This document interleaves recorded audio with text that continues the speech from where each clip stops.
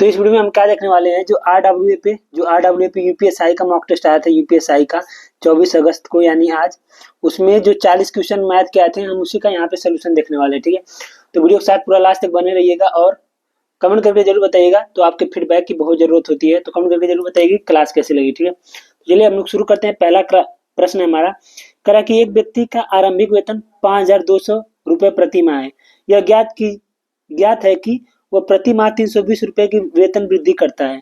तो 10वें माह मतलब एक व्यक्ति का जो वेतन है वो हर महीने 5,200 रुपये है। ठीक है, ये हमको पता है। और कह रहा है कि वो हर महीने 300 रुपये की वृद्धि करता है। तो 10वें महीने, तो देखो पहले महीने से लेके अगर मैं 10वें महीने तक जाऊं तो 9 महीने ही होगा, क्योंकि 10वां महीना तो हमें बताना है, तो 9 महीने ही होगा। तो हर महीने 320 की वृद्धि, तो 9 महीने में कितनी वृद्धि करेगा? तो 9 जून 0, 9 दूना 18 के 8, 9 3 27, 1 28, तो इसमें जोड़ देंगे तो 10वें महीने का वेतन हो जाएगा 0, 8, 0, 5 7 1 8, यानी 8,080। ये इसका आंसर हो जाएगा। ठीक है, देखो दूसरा प्रश्न यहाँ पे, प्रश्न नंबर 2 क्या दे रखा है? कह रहा है कि ये दे रखा है हमें 3 कड़ी में 9, कड़ी में 3, 4 कड़ी में 16 और 6 कड़ी में 80। इसमें पूछा है कि सबसे बड़ी संख्या पूछा है। तो देखो ये 3 कड़ी में 9 है, यानी कि 9 की पावर 1/3 है, और ये कड़ी में 3 यानी 3 की पावर 1/2 है, और ये 4 कड़ी में 16 यानी 16 की पावर 1/4 है, और ये 6 कड़ी में 80 यानी कि 80 की पावर 1/6 है। ठीक है, इसका मतलब ये होता है। अब इसे हम सॉल्व करने के लिए क्या करेंगे, ये जो तो 3, 2, 4, 6 दे रखा है, इसका एलसीएम लेंगे तो एलसीएम आएगा 12, एलसीएम आएगा 12। अब 3 से इसको 12 को भाग देंगे तो 3 चौक को 12, तो 9 की पावर हो जाएगा 4। ठीक है, अब इसको देंगे 2 6 के 12, तो 3 की पावर हो जाएगा 6। 4 से इसको भाग देंगे, 4 3 12, तो 16 की पावर हो जाएगा 3। अब इसको भाग देंगे 6 दूना 12, तो 80 की पावर हो जाएगा, 80 की पावर हो जाएगा 2। अब इसको सॉल्व कर लो, जो बड़ा होगा वही हमारा आंसर बड़ा हो जाएगा। तो इससे सॉल्व करोगे तो कितना आएगा? तो 9 9 81, 729, 729 गुणे 9, तो 9 8 9 81 के 1, और आ गया हमारा 9, तो 9 दूना 18, 18 2 20, 6 आ गया ये, और 9 8 72, 75, 7 9 63, 65। ठीक है, ये इसका आंसर आ गया। अब इसको हम सॉल्व करेंगे तो इसका इससे कम ही रहेगा, तो इसको छोड़ देते हैं। इसको सॉल्व करते हैं तो 256 गुणे 16, 256 गुणे 16, 16 6 96, तो आगे 6 बच गया हमारा 9, 16 5 से 80, 80 9 89 बच गया 9, 16 32 8 40, 40 96 आ गया। इसको सॉल्व करेंगे तो 28 64, 64 आ गया। ठीक है, तो हम देख रहे हैं सबसे बड़ा कौन है? सबसे बड़ा ये वाला हो रहा है, यानी इससे भी बड़ा सबसे बड़ा ये वाला हो रहा है, यानी 9 की पावर 3 कड़ी में 9, ये हमारा आंसर हो जाएगा। ये सबसे बड़ी संख्या है। देखो प्रश्न नंबर 3 है। प्रश्न नंबर 3 क्या कह रहा है? कह रहा है कि 20 वस्तुओं का लागत मूल्य, यानी 20 वस्तुओं का लागत मूल्य मतलब सीपी, 20 वस्तुओं का लागत मूल्य x वस्तुओं के विक्रय मूल्य, यानी x का विक्रय मूल्य यानी कि एसपी के बराबर है।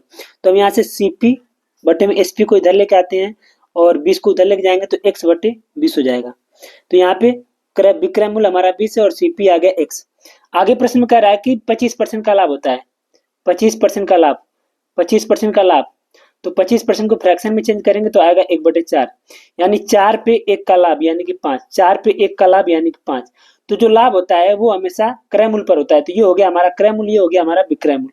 तो विक्रय मूल्य कितना दे रखा है? विक्रय मूल्य 5 नहीं है, ये 5 नहीं है, ये 20 दे रखा है। इसे कितना गुना ज्यादा? 4 गुना ज्यादा, 4 गुना ज्यादा। ठीक है, तो हमसे सीपी पूछा यानी क्रय मूल्य पूछा है, तो ये भी 4 नहीं होगा, इसे 4 गुना ज्यादा 16 होगा। ये इसका आंसर है। आगे प्रश्न है हमारा प्रश्न नंबर 4। कह रहा कि 3 संख्याएं 3 4 9 के अनुपात में, उनका लघुत्तम 1800 है। 3 संख्याएं 3 4 और 9 के अनुपात में, तो हम इनको मान लेते हैं 3x, 4x, 9x। ये 3 संख्याएं हमारी होगी। इनका जो एलसीएम दे रखा है वो दे रखा है 1800, 1800। तो अगर हम इनका एलसीएम निकालना होगा तो कैसे निकालेंगे?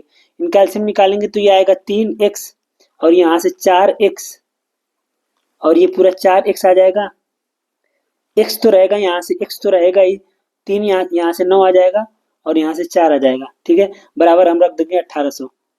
इनका एलसीएम हमने निकाल लिया 36x, ये बराबर है 1800 के, तो काट दो, तो 9 दूना 18 और 4 5 20, तो x बराबर आ गया हमारा 50। तो पूछा क्या है? सबसे बड़ी संख्या, तो सबसे बड़ी संख्या है 9x। 9x में 50 का गुणा करेंगे तो 9 5 45, 450, ये इसका आंसर है। आगे हमारा प्रश्न है प्रश्न नंबर 5। ये देखो मौसा का सवाल है, एचसीएफ का सवाल है। कह रहा है कि 78, 104, और 117 और 169। कह रहा कि 78, 104, 117, 169 सेंटीमीटर लंबाई की धातु की 4 सलाखें हैं। उन्हें समान लंबाई के टुकड़ों में काटना है।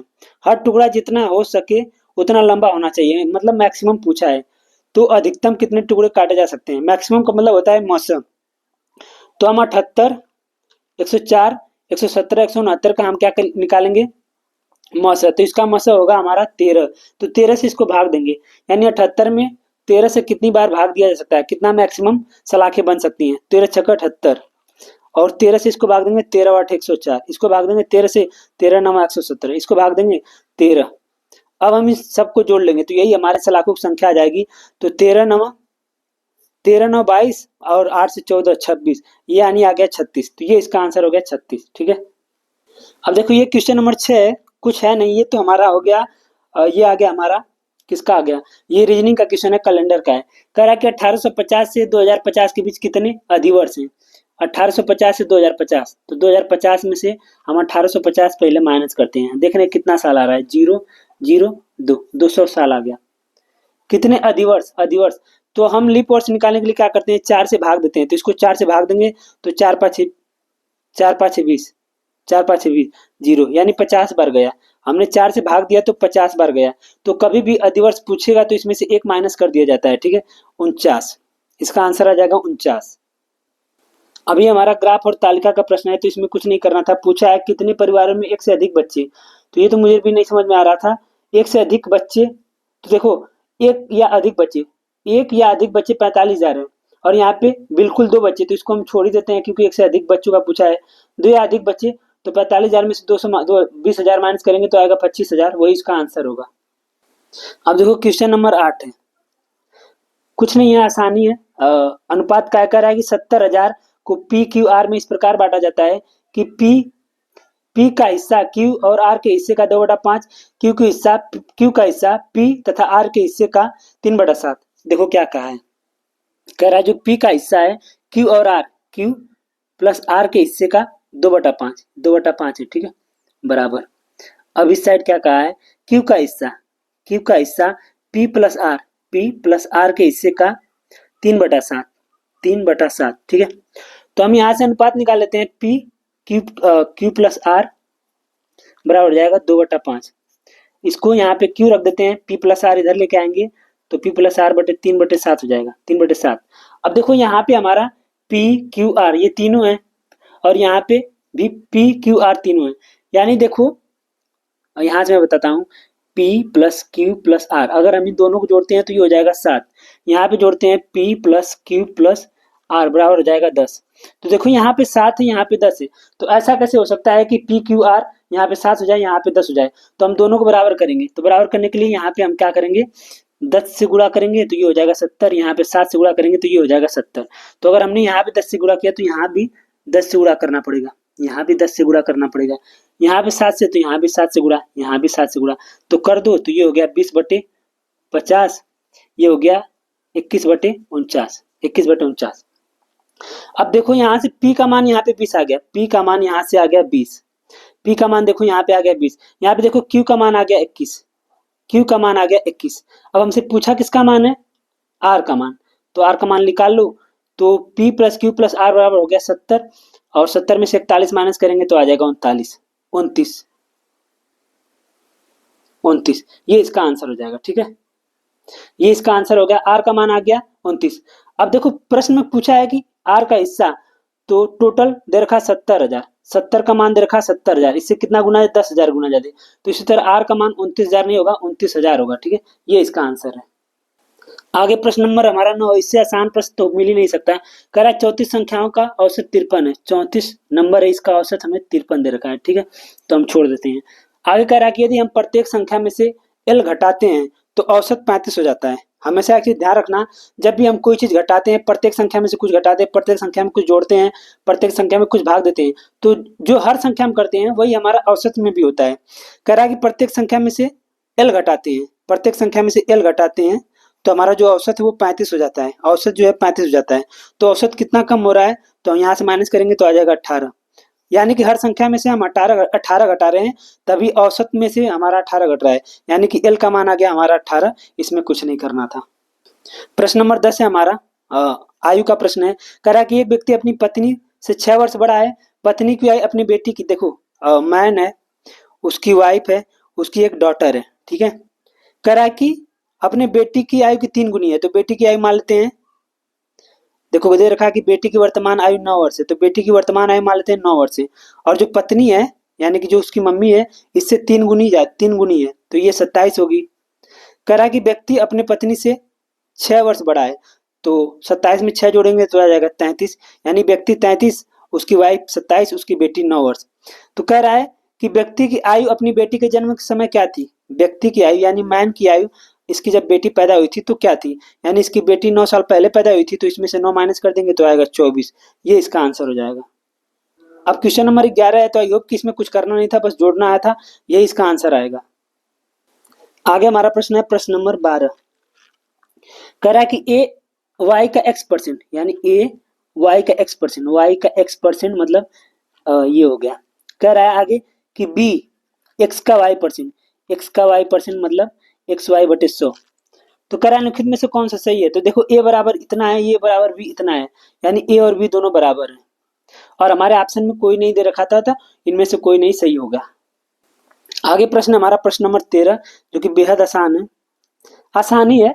कह रहा कि यदि एक लड़का 25 किलोमीटर प्रति घंटा की गति से दौड़ता है तथा एक पुल को 9 मिनट में पार करता है, तो पुल की लंबाई, देखो जब लड़का दौड़ेगा तो वो पुल की लंबाई ही पार करेगा, क्योंकि उसकी खुद की कोई लंबाई तो है नहीं। तो चाल बराबर होता है दूरी बटा समय। तो हमें दूरी पूछा है, तो चाल गुणे समय, तो चाल दे रखा है 25, इसको हम मीटर प्रति सेकंड में चेंज करेंगे तो 5/18 से हम क्या करेंगे, गुणा कर देंगे, ठीक है। अब आगे देखो 9 मिनट दे रखा है, तो 9 से गुणा कर देंगे, और मिनट है तो उसको सेकंड में चेंज करने के लिए 60 से गुणा कर देंगे। तो कर लो, 9 दूना 18 और 2 तिहाई 60, तो ये आ गया 15 तिहाई 150, ये आ जाएगा 5 से 15, 25 गुणे 150, बस कर दो, 0 0 15 5 75 के 5 80 7, 15 दूना 30 37, 3750, ये इसका आंसर है। अभी हमारा क्वेश्चन नंबर 14 है, तो ये रीजनिंग का प्रश्न है, तो आई होप कि आप लोगों ने कर लिया होगा। आगे हम बढ़ते हैं। देखो ये हमारा सवाल है प्रश्न नंबर 15। कह रहा है कि 20%, 15% और 10% के 3 क्रमागत छूटों के समतुल्य। तो इसको कई तरीके से लगा सकते हैं, लेकिन सबसे पहले अगर क्रमागत छूट दे तो हम सबसे आसान लेंगे। पहले देखो 20 और 10 आसान है, क्योंकि इनमें 2 जीरो लगा है, तो हम पहले 20 और 10 को ले लेते हैं। तो 20 प्लस 10 माइनस 20 गुणे, मान लो ये रहेगा, माइनस रहेगा, ये जुड़ जाएगा, ठीक है। माइनस 20 गुणे 10 बटे में 100, तो यहाँ से 2 जीरो कट गया, आ जाएगा 2, और ये आ गया 30 में से 2 माइनस करेंगे तो आ जाएगा 28। अब हम ये जो 28 आया है, ये 28 और ये 15, अब 28 और 15 को लेकर निकाल लेते हैं। तो 28 और 15 को जोड़ेंगे तो 8 5 13 के 3, 2 1 3 43% माइनस 28 गुणे 15 बटे में 100, ठीक है। अब इसको माइनस कर दो, तो ये आ जाएगा 15 8 120 के 0, 15 दूना 30 42, तो 0 से 0 कट गया, 4.2 आ गया। अब 43 में से 4.2 माइनस कर दो, आ जाएगा 8, यहाँ पे बच गया 12, तो आ गया 8, यहाँ पे आ गया 3, यानी 38.8, ये इसका आंसर है। देखो आगे प्रश्न है प्रश्न नंबर 16, आसान है। कह रहा है कि एबीसी का अनुपात 2 3 4 दे रखा है, तो ए बटे बी मतलब 2/3, 2/3, बी बटे सी मतलब 3/4, 3/4, सी बटे यानी 4/2, 4/2, इसका अनुपात हमें बताना है। तो 3 4 2, इसका एलसीएम ले लो तो 12 आएगा, तो 12 से इन सब में गुणा कर दो, 12 से इन सब में गुणा कर दो, तो गुणा कर दो, तो 3 चौक को 12, 4 दूना 8, 4 3 12, 3 3 के 9, 2 छक 12, 6 चौक 24, तो ये इसका आंसर आ गया 8 9 24, ये इसका अनुपात आ गया। देखो आगे प्रश्न हमारा प्रश्न नंबर 17, जो कि लाभ और हानि का है, तो आसान प्रश्न है।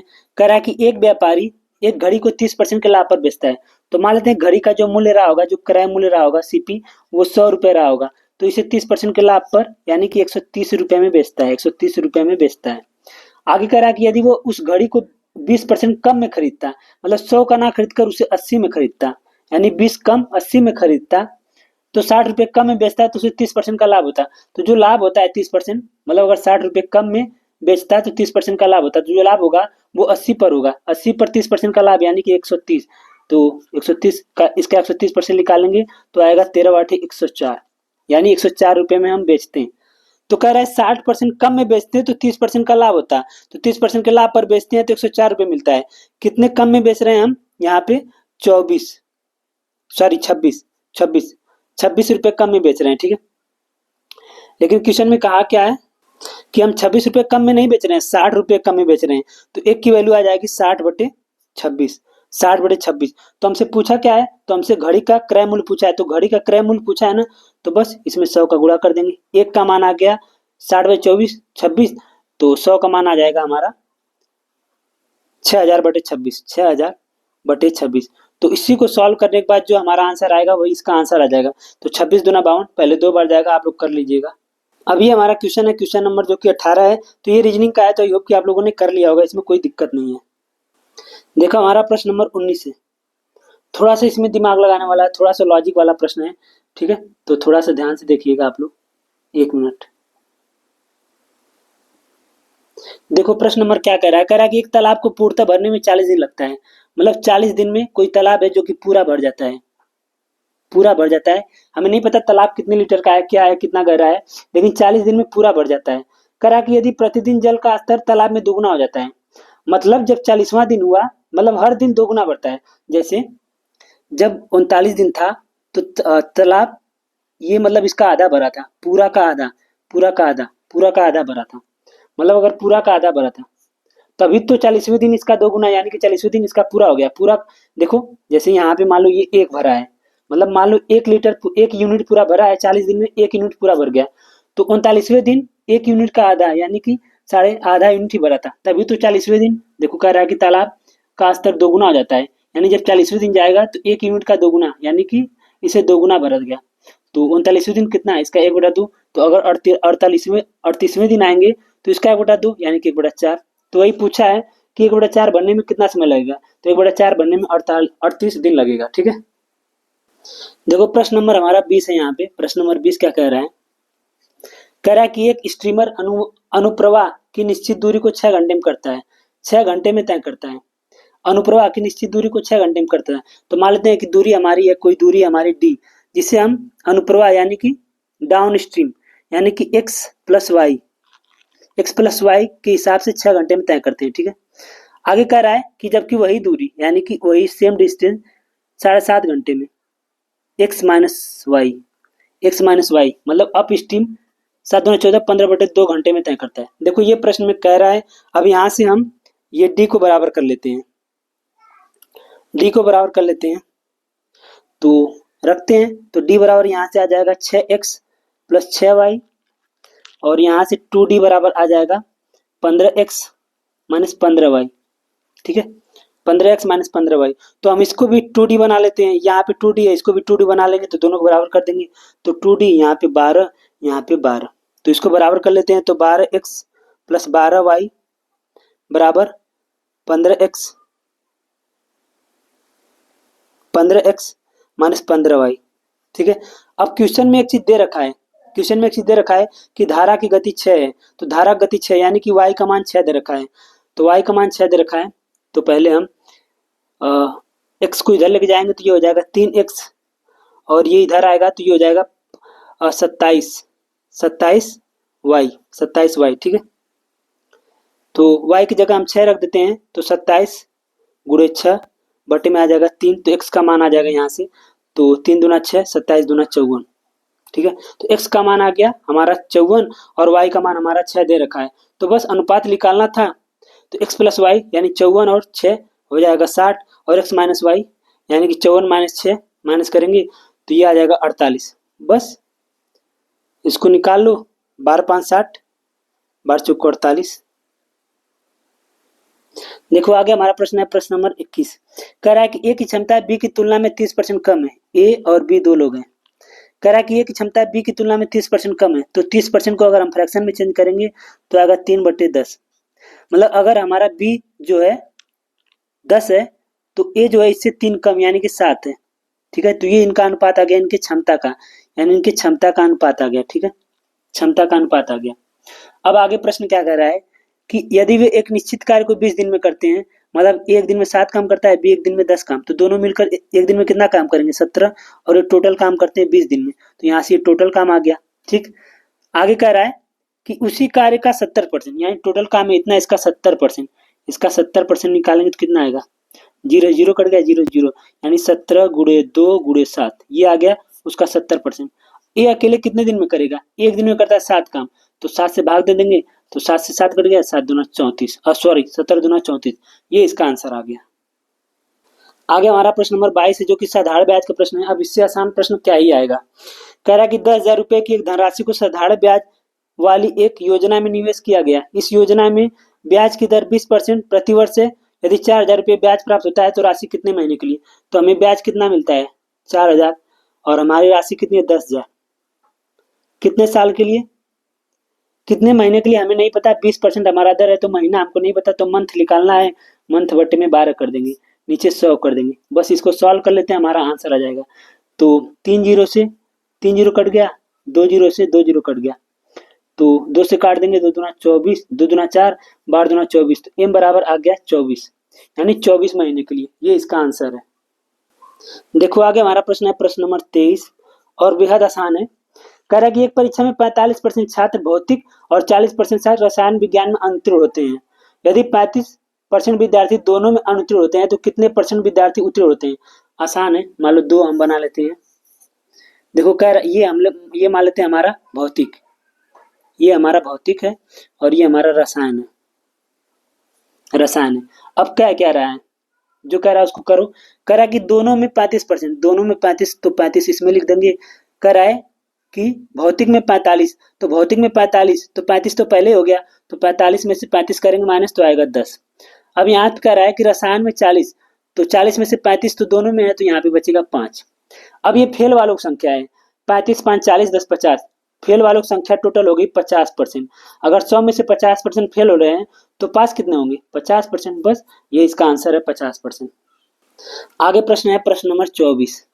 कह रहा कि एक रकम 2 वर्ष का चक्रवृद्धि ब्याज 205 होता है और उसी रकम पर समान अवधि के लिए समान दर पर साधारण ब्याज 200 है। जो चक्रवृद्धि ब्याज है वो 205 है और साधारण ब्याज 200 है, मतलब 2 साल का साधारण ब्याज 200 है, तो मतलब हर साल का 100 रुपये होगा, यही ना।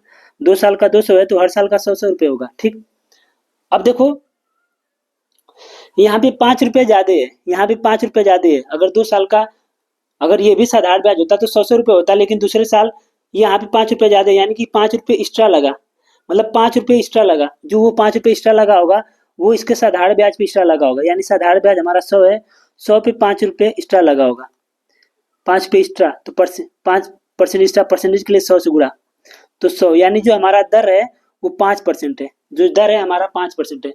तो बस अगर हमें वो धन निकालना है तो हमारा टोटल ब्याज दे रखा है 200, और समय हमें बताना है, पी हमें बताना है, साल दे रखा है 2 साल, और दर हमारा दे रखा है 5 बटे में 100, बस यहाँ से निकाल लो।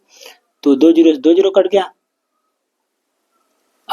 एक मिनट सॉरी, ये कटेगा नहीं, 5 दूना 10 की जीरो, एक ही जीरो कटेगा, बाकी इधर हो जाएगा, तो पी बराबर हो जाएगा यहाँ पे 2000।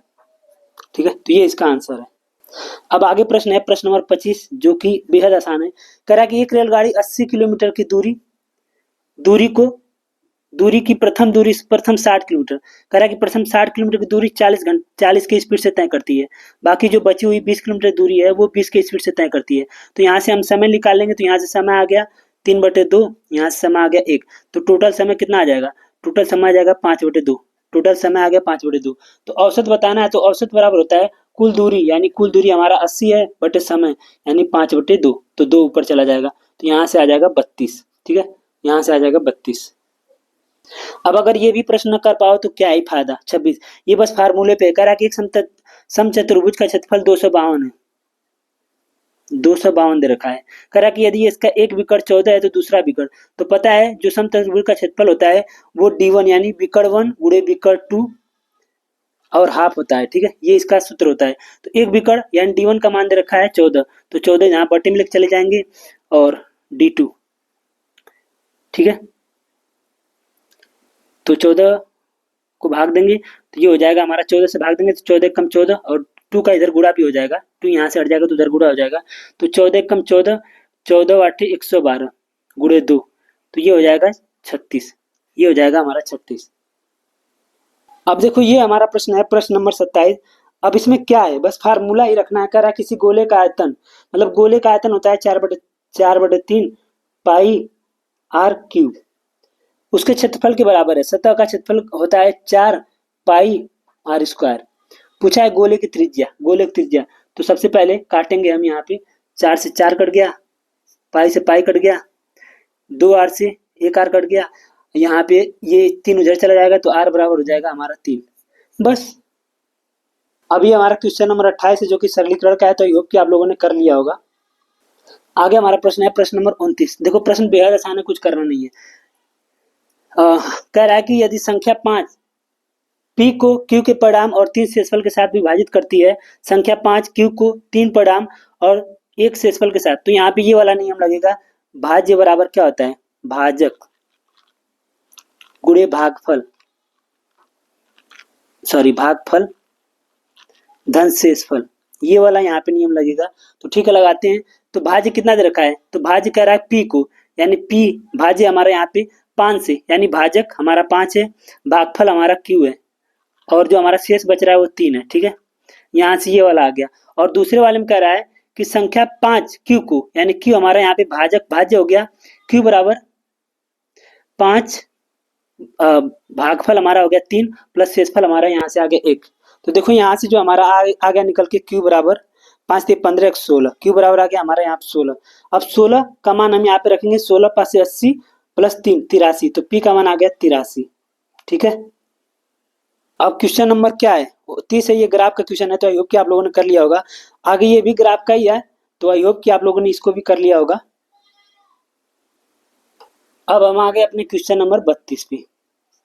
कह रहा है किसकी माध्यिका बताना है। तो सबसे पहले हम क्या करेंगे, ये जो नंबर दे रखे हैं 3 3 6 3 9 नंबर दे रखे हैं, इनको हम अरेंज करेंगे आरोही मतलब बढ़ते क्रम। तो 1 2 3 4 सॉरी 4 5 6 6 सॉरी 1 2 2 बार दे रखा है, 2 2 बार दे रखा है, 4 5 6 7 नहीं 8 है, यहाँ पे 9 है। ठीक है, तो 3 3 6 3 नंबर हो गए, 9 नंबर हो गए। तो देखो यहाँ पे 3 3 6 3 9 9 नंबर होंगे, और जो 9 होता है वो विषम होता है, जो 9 होता है वो विषम होता है। और विषम का एक नियम है कि 9 प्लस 1, 9 प्लस 1 जोड़कर 2 से भाग दे दो, तो 9 प्लस 1 जोड़कर 2 से भाग दोगे तो 10 यानी 5 आएगा, तो पांचवा नंबर। तो 1 2 3 4 5, पांचवा नंबर कौन है, 4, तो यही हमारा माध्यिका हो जाएगा। अब ये क्वेश्चन नंबर 34 है। देखो इसमें 15 का गुणा किया है, फिर 19 का गुणा किया है। ठीक है, फिर इसी में 19 का, 11 में 15 गुणा किया तो 165, फिर 11 में 19 का गुणा किया है तो 209 आया है। यही चीज जिसमें फॉलो होगा ये करना था। ठीक है, आगे बढ़ते हैं हम लोग। अब ये भी हमारा रीजनिंग का प्रश्न है, तो आई होप कि आप लोगों ने इसको भी कर लिया होगा। आगे हम बढ़ते हैं, ये भी हमारा रीजनिंग का प्रश्न था, तो आई होप कि इसको भी आप लोगों ने कर लिया होगा। आगे हम बढ़ते हैं, तो ये भी सेम रीजनिंग का प्रश्न है, इसमें कुछ नहीं करना था, तो आप लोगों ने कर लिया होगा। आगे बढ़ते हैं 38, ये भी रीजनिंग का है, तो इसमें बस रखना था, इसमें ऑप्शन नंबर सी सही था। आगे हम लोग बढ़ते हैं प्रश्न नंबर 39, ये वाला हम कर लेते हैं। ठीक है, प्रश्न नंबर 39 दे रखा है, कह रहा है कि एक समांतर श्रेणी में प्रथम पद यानी ए का मान दे रखा है 13, प्रथम 13 पदों का योगफल। ठीक है, प्रथम 13 पदों का योग ज्ञात करना है। यदि पहला पद यानी ए का मान -10 और अंतिम पद यानी एल का मान दे रखा है 26। तो एक चीज मैं बता दूं कि एल का मान होता क्या है, देखो टी एन बराबर आपको पता है कि A plus N minus 1 into D, इसी बराबर होता है एल। मतलब ये जो दिया है ये एल का मान ही है, इसी का मान 26 दे रखा है। ठीक है, तो चलिए हम आगे सॉल्व करते हैं। कह रहा है कि 13 पदों का योगफल, यानी कि 13 पदों का योगफल यानी टी एस 13 का मान बताना है। तो इसका सूत्र होता है n/2 2a plus n-1 into D. ठीक है, तो 13वां पद निकालना है, तो 13/2, यहाँ पे a प्लस ए लिख सकते हैं, देखो इसको हम लिख सकते हैं a प्लस ए। तो ये जो है ये एल का मान है, ये एल का मान है। एक एल का मान -10 है, -10 प्लस प्लस इसके जगह रख देंगे 26। ठीक है, अब इसको सॉल्व करेंगे तो यहाँ पे आएगा 13/2, ये आ जाएगा हमारा 16, तो 2 8 16, तो 13 13 8 104, 13 8 104, ये इसका आंसर है। अब हमारा क्वेश्चन नंबर 40 है जो कि लास्ट है। कह रहा कि 3 वर्ष पहले एक पत्नी 3 वर्ष पहले पत्नी, पति और बच्चे यानी हस्बैंड, वाइफ और चाइल्ड कि औसत आयु 27 है, यानी 3 का गुणा कर देंगे तो 81 हो जाएगा। और ये 3 वर्ष पहले है तो वर्तमान निकालने के लिए हम क्या करेंगे, वर्तमान निकालने के लिए 3 3 6 9 9 इसमें जोड़ देंगे तो वर्तमान आ जाएगा, तो 9 जोड़ेंगे तो आ जाएगा 90। मतलब 3 वर्ष पहले है तो 3 वर्ष बाद यानी कि वर्तमान में इसका भी 3 इसका भी 3 इसका भी 3 जोड़ेंगे तो आ गया 90। अब आगे प्रश्न में कह रहा है कि 5 वर्ष पहले पत्नी और बच्चे यानी कि वाइफ और चिल्ड्रेन की जो औसत आयु थी वो 20 है, 20 का मतलब 40 है 5 वर्ष पहले। तो वर्तमान निकालेंगे तो 5 इसका यानी 10 जोड़ के ये आ जाएगा वर्तमान में 50। तो ये देखो इन तीनों का वर्तमान 90 है, इन दोनों का वर्तमान 50 है। तो पति का पूछा है तो 90 में से 50 माइनस करेंगे तो आएगा 40। ये इसका आंसर हो जाएगा।